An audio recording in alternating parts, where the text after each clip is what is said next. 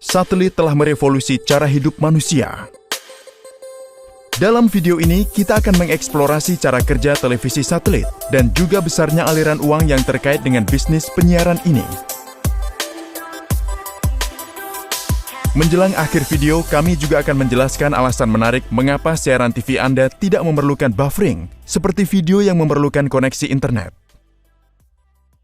Untuk memahami siaran TV satelit dengan benar, pertama-tama kita perlu mengetahui pengetahuan dasar tentang bagian-bagian dari satelit dan bagaimana suatu satelit bergerak. Seperti yang Anda lihat, bumi berputar mengelilingi matahari dengan orbit elips, dan bumi juga berputar pada porosnya sendiri. Anda bisa melihat bahwa sumbu rotasi ini tidak tegak lurus terhadap permukaan orbit elips, tetapi sedikit condong seperti yang ditunjukkan.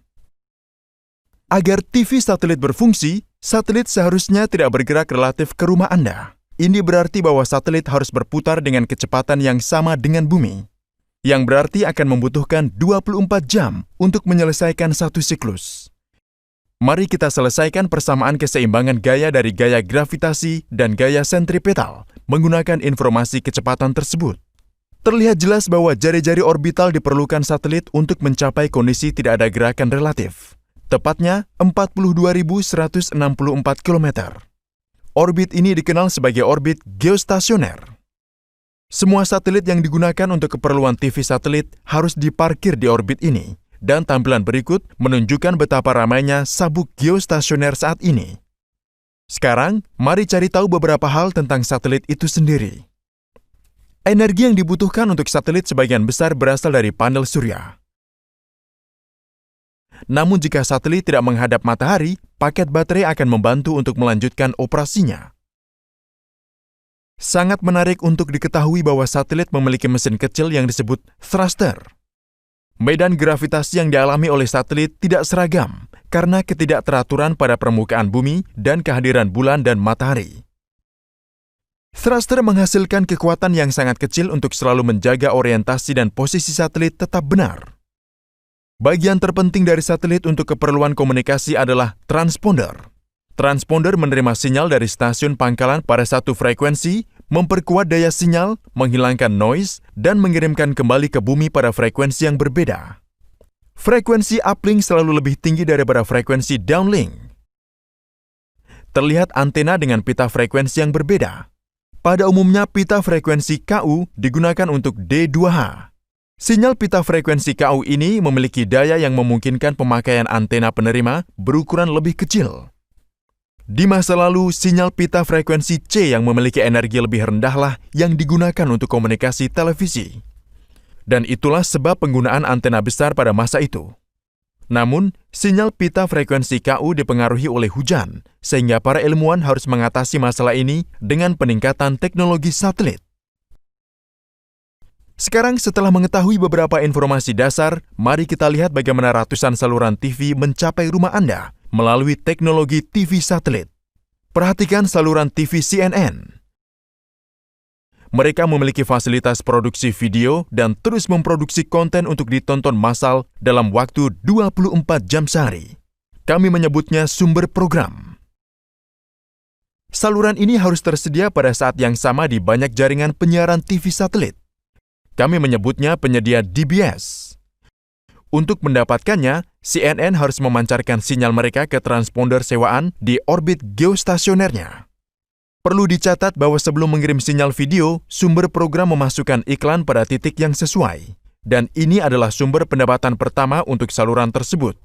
Sekarang, sinyal CNN umumnya tersedia pada satu titik, dan penyedia DBS manapun dapat mengakses sinyal begitu mereka telah membuat perjanjian bisnis dengan sumber program. Demikian pula, penyedia DBS mengumpulkan sinyal dari banyak saluran atau sumber program tersebut. Di pusat siaran, mereka menyatukan semua konten ini dan melakukan video formatting, seperti kompresi MPEG, standarisasi bitrate, dan enkripsi sinyal. Setelah itu, penyedia DBS mengirimkan sinyal ke transponder sewaan mereka di satelit.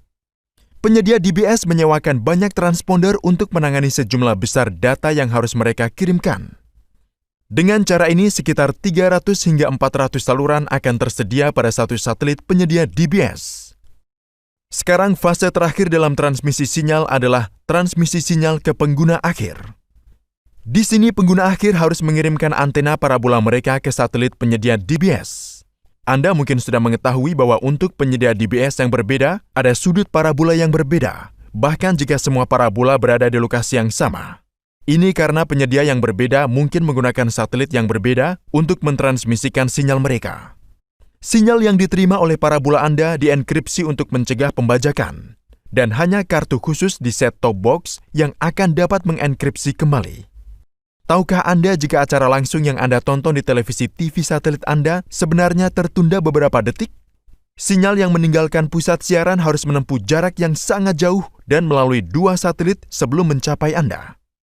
Meskipun sinyal bergerak dengan kecepatan cahaya, jarak yang begitu besar akan menyebabkan penundaan sekitar 0,5 detik.